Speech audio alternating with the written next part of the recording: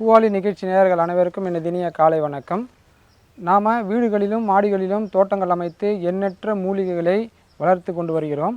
அப்படிப்பட்ட அபூர்வமான மூலிகைகள், ஓரறிவு படைத்த மூலிகைகள், உடலுக்கு ஆரோக்கியத்தையும் அளவற்ற பயனையும் தரக்கூடிய மூலிகைகளாக நிறைய செடிகளை நம்ம வளர்த்துட்டு பயனுள்ள செடிகளை நீங்கள் பார்த்துக்கிட்டு இருக்கீங்க. அப்படி பார்க்கக்கூடிய மூலிகையில் இன்றைக்கி நம்ம பார்க்கக்கூடிய மூலிகையுடைய பேர் வந்து தீண்டாநாழி அப்படின்னு சொல்லக்கூடிய ஒரு அற்புதமான மூலிகை தான். இதனுடைய தாவரவியல் பெயர் பயோபிட்டம் சென்சிட்டிவம். இது வந்து ஆக்சாலடிசியா அப்படின்ற குடும்பத்தை சார்ந்தது. தொடு உணர்வும் இயக்கத்திறனும் கொண்ட அபூர்வமான மூலிகைகளில் காயகற்ப மூலிகைகளில் தீண்டாநாழியும் ஒன்று. இதில் வந்து பார்த்திங்கனாக்கா இதுக்கு மாற்று பெயர்கள் நிறைய இருக்குது. முக்கியமாக பார்த்தோம்னாக்கா ஜலபுஷ்பம், வெளிசுருங்கி, தொட்டால்வாடி அப்படின்ற மாற்று பெயர்களோடு இது வழங்கிட்டு வராங்க. இது வந்து வெளி சுருங்கினா தொட்டா சுருங்கி அப்படின்னு பார்க்கும்போது உள்பக்கமாக சுருங்கக்கூடிய அமைப்பு உண்டு. இது இந்த தொட்டிங்கனாக்கா வெளிப்பக்கமாக, அதாவது இலைகள் வெளிப்பக்கமாக சுருங்குவதனால இதை வந்து வெளி சுருங்கின்னு சொல்லிகிட்டு இருக்கோம். இது வந்து சித்தர்களாலும் பாரம்பரிய மருத்துவர்களாலும் ஞானிகளாலும் தேடப்பட்டு வரக்கூடிய ஒரு அபூர்வமான மூலிகை. இந்த மூலிகையில் வந்து பார்த்தோன்னா மருத்துவ குணங்கள், எண்ணற்ற மருத்துவ குணங்கள் அடங்கியிருக்கு. இதுக்கு வந்து துளு புஷ்பா, லஜ்லுகா என்ற சமஸ்கிருத பெயர்களும் உண்டு. இந்த அற்புதமான மூலிகையில் எண்ணற்ற மூலிகை பயன்கள் உண்டு. இதனுடைய வளரியல்பு அப்படின்னு பார்த்தீங்கன்னாக்கா சிறு செடிகளாக வளரக்கூடியது. இது 10 சென்டிமீட்டர்லேருந்து 1 அடி உயரமாக வளரக்கூடிய ஒரு சிறு செடி தாவரம். இது வந்து மலைகளிலும் சோலைகளிலும் வந்து பார்த்திங்கனாக்கா 1.5 அடி வரை வளரக்கூடிய தன்மை பெற்றது. இதனுடைய இலைகள் அப்படின்னு பார்த்தீங்கன்னா வட்ட வடிவமாக, இரட்டை இலைகளாக வட்ட வடிவமாக இருக்கும். இதனுடைய தண்டுகள் கொஞ்சம் நீளமாக வந்து அதில் பூக்கள் வந்து 7 முதல் 10 பூக்கள் வந்து இதில் இருக்கும். அந்த பூ இதழ்கள் பார்த்தீங்கன்னா மஞ்சள் நிறமாக இருக்கும். மஞ்சள் நிறத்தில் தீஜுவாலை போல் ஒரு சிகப்பு நிறம் தோன்றும். அதனால் வந்து பார்த்தீங்கன்னா இது சூரியனுடைய இயக்கத்தை நேரடியாக ஈர்க்கக்கூடிய பவர் இதுக்கு அதிகமாக உண்டு. அதனால தான் அந்த காலத்திலேயே வந்து பார்த்திங்கன்னா சித்தர்களாலும் பாரம்பரிய மருத்துவர்களாலும் தேடப்பட்டு வர ஒரு அபூர்வமான மூலிகை. இது வந்து மன வசியத்திற்கு ஒரு ஈர்க்கக்கூடிய நிலைமை பெற்றதுனால இதற்கு வந்து சித்தர்கள் வந்து பழமொழிகள் நிறைய சொல்லியிருக்காங்க.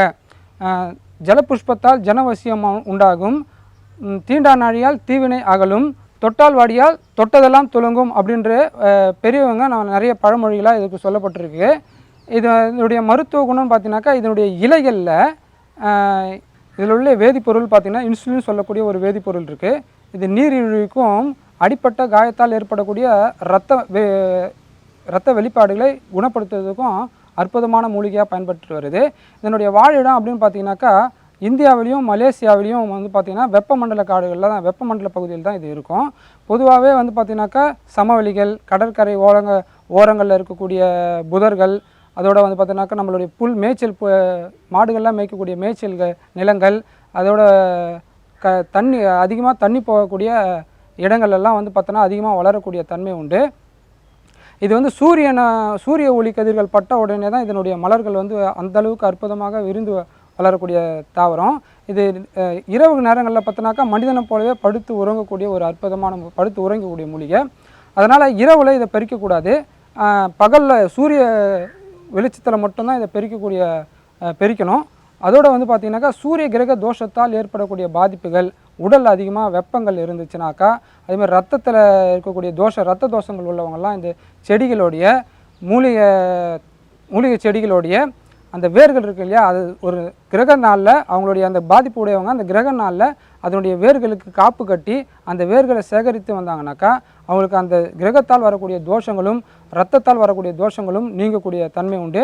குழந்தைங்களுக்கு சூரிய பலத்தால் சூரிய பலத்தால் ஏற்படக்கூடிய தன்மைக்காக இதனுடைய வேர்களை அந்த குழந்தைகளுக்கு தாயத்தில் போட்டு அதை கட்டினாக்கா அவங்களுக்கு வந்து அந்த சூரியனால் ஏற்படக்கூடிய தோஷங்கள் நீங்கக்கூடிய தன்மை உண்டு. இதனுடைய சர்க்கரை நோய்க்கு உள்ளவங்க இதனுடைய தழையை ஒரு கைப்பிடி எடுத்து அதை நல்லா இடித்து கஷாயமாக்கி தினமும் ஒரு வேளை குடிச்சிட்டு வந்தாங்க அப்படின்னாக்கா சர்க்கரை நோயையும் அதாவது சிறுநீரக கோளாறையும் இது வந்து நிவர்த்தி செய்யும். அது மட்டும் இல்லாமல் இதனுடைய அனைத்து விதமான பொருட்களையும் கொண்டு வந்து சாம்பலாக்கி 100 மில்லி எலுமிச்சம்பழ சாறில் கலந்து சாப்பிட்டாங்க அப்படின்னாக்கா வயிறு சம்மந்தப்பட்ட அத்தனை விதமான வலிகளும் குணமாகும். இதனுடைய மூலிகையில் வந்து பார்த்திங்கன்னா கம்பல் மாதிரி பூக்கிறதுனால அந்த காலத்தில் பெண்கள் அணியக்கூடிய கம்பலில் இந்த பூவை பார்த்து தான் கண்டுபிடிச்சிருக்காங்க. இந்த தீண்டா நாழிகை நேரடியாக சூரியனுடைய கதிரியக்கங்களை மனிதனுக்கு உட்புகுத்தக்கூடிய ஆற்றல் பெற்றது. இது வந்து மனவசியத்தை அற்புதமாக பிரதிபலிக்கக்கூடிய தன்மை பெற்றது. இந்த தீண்டா நாழிகைக்கு தீயவர்களை விலக்கி நல்லவர்களை சேர்க்கக்கூடிய தன்மை இருப்பதனால தான் அந்த காலத்தில் சித்தர்களும் ஞானிகளும் இதை தேடியிருக்காங்க.